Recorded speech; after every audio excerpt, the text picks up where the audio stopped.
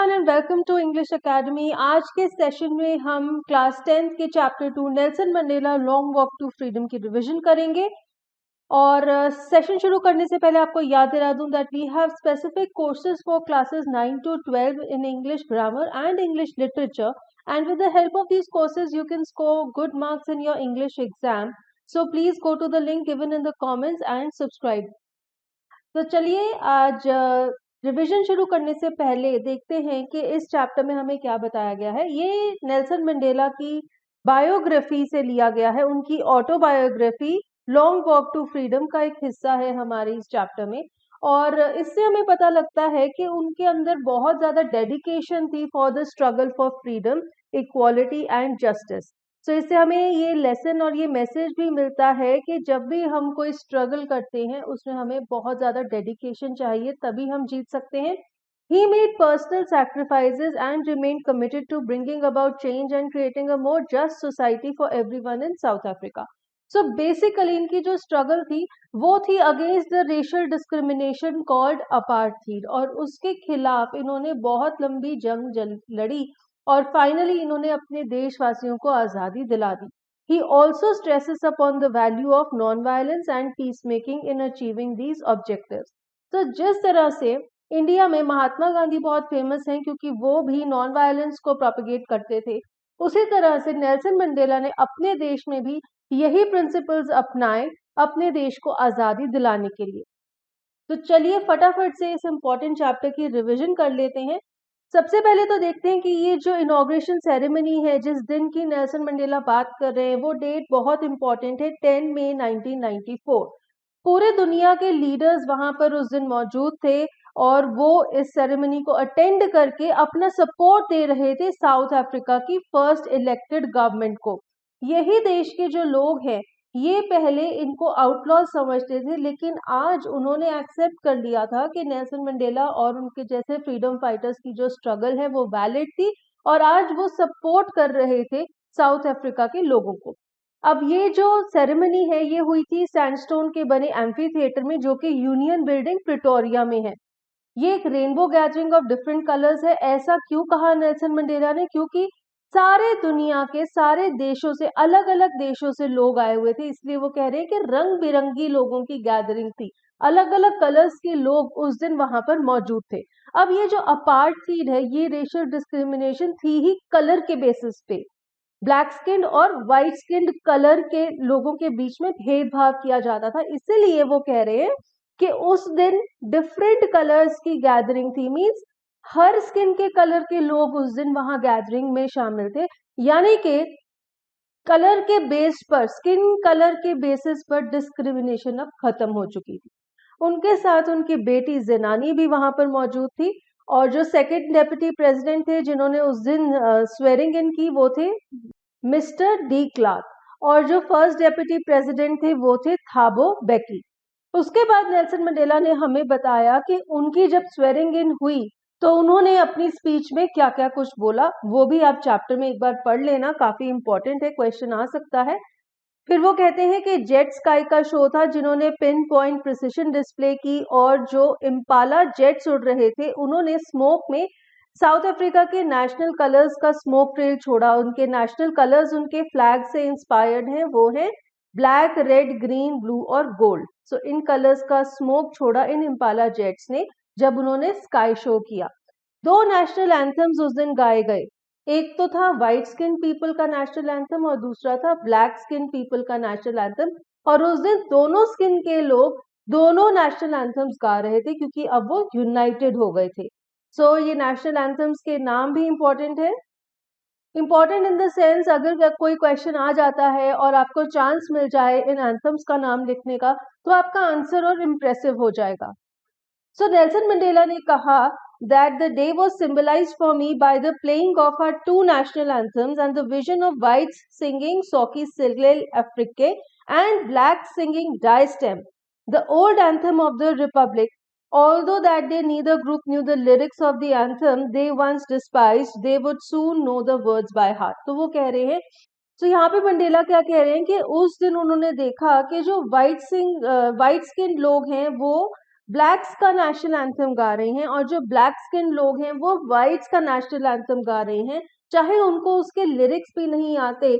और एक ऐसा टाइम था जब वो एक दूसरे के नेशनल एंथम से नफरत करते थे, लेकिन धीरे धीरे उन्हें नेशनल एंथम्स भी याद हो जाएंगे और वो एक दूसरे को एक्सेप्ट करने लग गए थे, तभी वो दूसरे लोगों का नेशनल एंथम उस दिन गा रहे थे। फिर उन्हें अपने देश की हिस्ट्री याद आ गई। हिस्ट्री क्या याद आ गई कि जब से अपार्थाइड उनके देश में आया था, तब से लेकर उस दिन तक जब वो फर्स्ट डेमोक्रेटिक इलेक्टेड गवर्नमेंट की स्वेरिंग इन हो रही थी, तो वो जो फेज है उसमें सबसे पहले तो एंग्लो बोर वॉर के बारे में उन्होंने सोचा, जो कि उनके बर्थ से पहले हुई थी और तब से उनके देश में व्हाइट स्किन लोगों का आगमन हो गया था। फिर उन्हें याद आया उनके देश के कितने सारे देशवासी हैं जिन्होंने अपनी जान न्यौछावर कर दी थी उस दिन के लिए, देश की आजादी के लिए। और नेल्सन मंडेला ये भी कहते हैं कि ये जो फ्रीडम फाइटर्स हैं ये डायमंड से भी ज्यादा प्रेशियस हैं, क्योंकि इन्होंने अपने लोगों की आजादी के लिए बहुत बड़े सैक्रिफाइसेस किए। फिर वो कहते हैं कि इन्हीं से मुझे करेज का मतलब समझ में आया, and he says that courage is not the absence of fear but the Triumph over it. Very important phrase, इस पर बेस्ड क्वेश्चन भी आ सकता है। फिर उन्हें ये भी पता चला कि हेट्रेड क्या है। उन्होंने कहा people must learn to hate, and if they can learn to hate they can be taught to love, for love comes more naturally to the human heart than its opposite. Means nature से तो हमें प्यार करना आता है, hate करना हम सीखते हैं। फिर जो नेक्स्ट इंपॉर्टेंट चीज मंडेला ने हमें बताई वो है twin obligations of man. Twin obligations यानी कि एक आदमी की दो तरह की ड्यूटीज होती हैं। पहली ड्यूटी है अपने देश के लिए और दूसरी ड्यूटी है अपनी फैमिली के लिए। और उन्होंने ये रियलाइज किया कि जब वो साउथ अफ्रीका में फ्री नहीं है तो वो अपनी ये ऑब्लिगेशंस निभा नहीं पा रहे हैं, इसी वजह से वो इस फ्रीडम स्ट्रगल का हिस्सा बने। फिर उन्होंने ये भी डिस्कवर किया कि बचपन में जो उन्हें लगता था कि वो आजाद है, वो एक भ्रम था, एक इल्यूजन था, लेकिन असल की जो आजादी है उसका जो मतलब है वो उन्हें बड़े होने पर समझ में आया। उन्हें रियलाइज हुआ कि वो आजाद नहीं है। अब वो कहते हैं कि शुरुआत में तो मैं अपनी फैमिली को प्रायोरिटी देता था, लेकिन जब मैं ये रियलाइज करने लगा कि ये चीज मेरे लिए पॉसिबल ही नहीं है, जब तक पूरा देश आजाद नहीं है तब तक मैं अपनी फैमिली को, अपनी जो ऑब्लिगेशंस हैं उनके लिए वो निभा नहीं पाऊंगा। इसीलिए जब मैं अपनी obligations as a son, brother, father, husband नहीं निभा पा रहा था, तब मैंने सोचा कि पहले मुझे अपने देश के प्रति अपनी जो ड्यूटी है उसे पूरा करना पड़ेगा। सो अपने देश को आजादी दिलाने के लिए उन्होंने अफ्रीकन नेशनल कांग्रेस को ज्वाइन किया। फिर वो हमें बताते हैं कि ऑप्रेसर और ऑप्रेस्ड में रिलेशनशिप क्या है, यानी कि एक व्यक्ति जो किसी और व्यक्ति के ऊपर दबाव डालता है, ऑप्रेसर। वो कहते हैं कि ऑप्रेसर भी फ्री नहीं है क्योंकि वो नफरत का विक्टिम है, और जो ऑप्रेस्ड है वो तो अपनी ह्यूमैनिटी का विक्टिम है। He says that the oppressor must be liberated just as surely as the oppressed. Means ऐसा नहीं है कि हमने सिर्फ ऑप्रेस्ड को फ्रीडम दिलानी है, ऑप्रेसर को भी फ्रीडम दिलानी जरूरी है, वो भी बंदिशों का शिकार है। इसके साथ ही हमने चैप्टर को बहुत ही ब्रीफली रिवाइज किया और हमने सारे इंपॉर्टेंट पॉइंट्स कवर कर लिए हैं। अब हम देखते हैं इस चैप्टर के important questions. You have been chosen to address a student gathering from the neighborhood schools to speak on resilience of human spirit required to transcend discrimination. Prepare the speech draft in not more than 120 words with reference to commonality of themes in Nelson Mandela and the trees. You may begin this way. Good morning, everyone. Today, I'd like to discuss two pieces of literature that offer a powerful insight into the resilience of the human spirit required to transcend discrimination. और यहाँ पर हमें ending भी दी हुई है।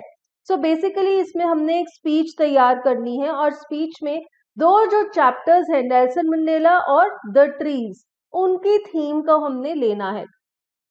Topic है speech का resilience of human spirit required to transcend discrimination. इसका मतलब पहले समझना जरूरी है।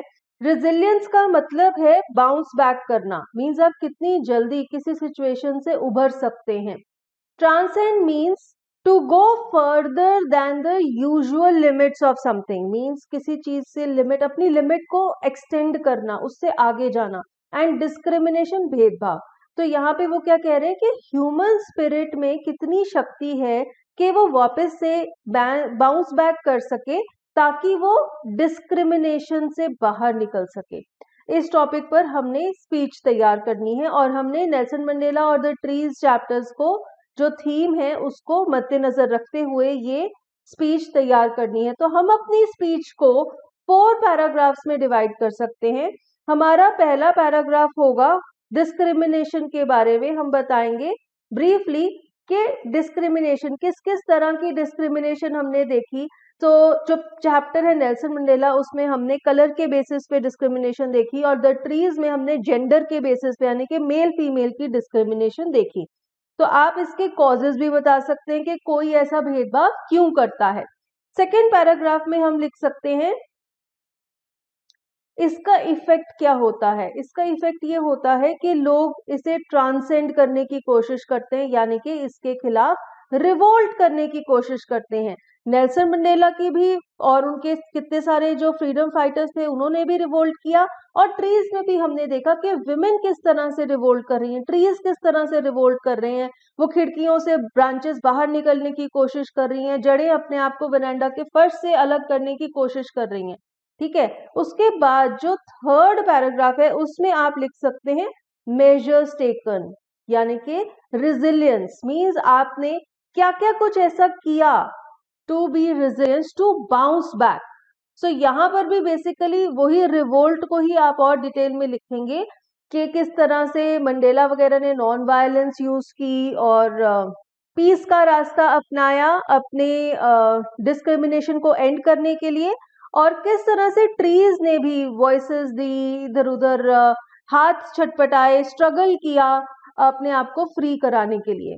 और फोर्थ पैराग्राफ में हम कंक्लूजन दे सकते हैं मींस हम ये बताएंगे कि ह्यूमन स्पिरिट की जो पावर है वो कितनी स्ट्रॉन्ग है, किस तरह से उन्होंने फाइनली अपनी विक्ट्री हासिल की, किस तरह से फाइनली ट्रीज बाहर चले जाते हैं, विंड आती है उनको मिलने के लिए और ट्रीज ने मून को भी तोड़ दिया, ट्रीज की शैडो मून में दिखाई देती है।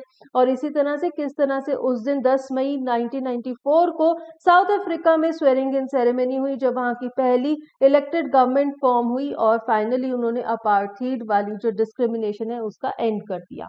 सो इस तरह से आप ये आंसर तैयार कर सकते हैं। एक और क्वेश्चन है state 2 ways in which the oppressor and oppressed are similar according to Mandela। सो इसमें सबसे पहले तो हम कहेंगे कि मंडेला के अकॉर्डिंग दोनों ही विक्टिम्स होते हैं और उन्होंने ये कहा कि जो ऑप्रेसर है वो तो हेट्रेड का विक्टिम है और जो ऑप्रेस्ड है वो ऑप्रेसर का विक्टिम है। और सेकेंड सिमिलैरिटी उन्होंने ये कही that both are robbed of humanity.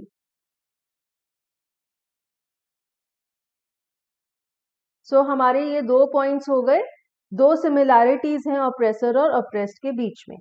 Next question, what were Mandela's opinions about the first and last decades of the 20th century? Why does he say on the day of the inauguration that he was overwhelmed with a sense of history? So देखिए जो first decade था 20th century का तब वहां पर apartheid वाली जो discrimination है वो स्टार्ट हुई थी एंड जो लास्ट डेकेड है 20th सेंचुरी का तब अपार्थीड एंड हुई थी। तो जिस दिन उनकी स्वेरिंग इन सेरेमनी चल रही थी उन्हें वो टाइम याद आ रहा था जब उनके देश में अपार्थीड शुरू हुई थी और उन्हें साथ में ये भी याद आ रहा था कि पूरी सेंचुरी लग गई उनके देश के लोगों को आज़ादी पाने के लिए। सो वो इसीलिए हिस्ट्री को याद कर रहे थे क्योंकि वो अपने देश के लोगों की कुर्बानी को याद कर रहे थे जिनकी सैक्रिफाइसेस की वजह से उस दिन उन्हें आज़ादी मिल गई थी। नेक्स्ट क्वेश्चन है, would you agree that the depths of oppression create heights of character? How does Mandela illustrate this? Can you add your own examples to this argument? तो हम सबसे पहले कहेंगे yes, depths of oppression create heights of character। Mandela की ये statement बिल्कुल correct है और मंडेला ने अपने देश के बहुत सारे फ्रीडम फाइटर्स का एग्जाम्पल दिया और फिर आप यहाँ पर उनके नाम भी लिख सकते हैं ओलिवर टैम्बोस, वॉल्टर सिस्लस, चीफ लुथलस, यूसुफ डाडोस, ठीक है। इस तरह से आप 2-4 लोगों के नाम लिख सकते हैं और हम ये कह सकते हैं कि वो जो फ्रीडम फाइटर्स थे वो बहुत ज्यादा ऑप्रेस थे, उन्होंने बहुत ज्यादा टॉर्चर देखा था बाय द ऑप्रेसर, और इसी वजह से उनका जो कैरेक्टर था, उनकी जो अंदर की ख्वाहिश थी आजादी की, वो बहुत इंटेंस हो गई थी। इसी वजह से वो अपनी स्ट्रगल कंटिन्यू कर पाए despite the very odd circumstances। और can you add your own examples to this argument? इसमें हम एग्जाम्पल्स किसके देंगे? हम इंडिया की फ्रीडम स्ट्रगल और इंडिया के फ्रीडम फाइटर्स का एग्जाम्पल दे सकते हैं कि उनके ऊपर भी जब बहुत ज्यादा अत्याचार किए जाते थे तो भी वो अपनी स्टैंड से हिले नहीं, इसी वजह से वो सक्सेसफुल रहे और उनकी स्ट्रगल सक्सेसफुल रही। नेक्स्ट क्वेश्चन देखते हैं। What does Mandela mean when he says that he is simply the sum of all the African patriots who had gone before him? Gone before him means जो उसके पहले मर चुके थे। उनका क्या मतलब है ये कहने का? He is simply the sum of all the African patriots। वो ये कहना चाहते हैं कि उन्होंने उनसे बहुत कुछ सीखा है, और वो ये कहते हैं कि उनसे जो कुछ उन्होंने सीखा है उसी के बेसिस पर उन्होंने फर्दर अपना स्ट्रगल कंटिन्यू किया जब वो अफ्रीकन पैट्रियट्स नहीं रहे। सो वो जो उनको लेसन्स दे गए थे about fear, about love, about hatred, about the oppressor and the oppressed, उन्हीं सब लेसन्स के बेसिस पर मंडेला ने भी अपने देश का फ्रीडम स्ट्रगल कंटिन्यू रखा after these great man had died. So उन्होंने कहा कि इन्होंने इनको रास्ता दिखाया, करेज सिखाया, फियरलेसनेस सिखाई, और उन्हीं की सिखाई हुई बातों के बेसिस पर नेल्सन मंडेला ने अपने देश को फाइनली आजादी दिला दी। तो उन्होंने अपनी फ्रीडम स्ट्रगल जो जारी रखी वो इन ग्रेट लोगों के टीचिंग्स के बेसिस पर ही रखी। अब एक और क्वेश्चन जो कि इंपॉर्टेंट है, आपकी बुक से ही है। At the beginning of his speech Mandela mentions N extraordinary human disaster. What does he mean by this? What is the glorious human achievement he speaks of at the end? So ये काफी easy है, काफी students को लगेगा बिल्कुल easy question है, पर फिर भी मैं डिस्कस करना चाहती थी। तो इसमें आप क्या कहेंगे कि एक्स्ट्राऑर्डिनरी ह्यूमन डिजास्टर था वो अपार्थाइड की रेशियल डिस्क्रिमिनेशन जो कि इतने सालों से उनके देश में चलती आ रही थी, और ग्लोरियस ह्यूमन अचीवमेंट थी वो दिन, वो इनॉग्रेशन सेरेमनी जिस दिन उनके देश में पहली इलेक्टेड गवर्नमेंट स्वेयर इन कर रही थी और उनके देश में अब अपार्थाइड की रेशियल डिस्क्रिमिनेशन एंड हो चुकी थी। तो इसके साथ ही हमारा आज का सेशन कंप्लीट होता है। Nelson Mandela long walk to freedom chapter बहुत इंपॉर्टेंट है एग्जामिनेशन पॉइंट ऑफ व्यू से, और नेल्सन मंडेला का कैरेक्टर स्केच तो बहुत बहुत इंपॉर्टेंट है। So please don't forget to revise this chapter well for your exams, and I hope इस revision session से आपको ये chapter बहुत easily और बहुत जल्दी समझ में आ जाएगा। If you still have any doubts आप comments में लिख सकते हैं, and stay tuned to the channel for more such videos. Thank you so much.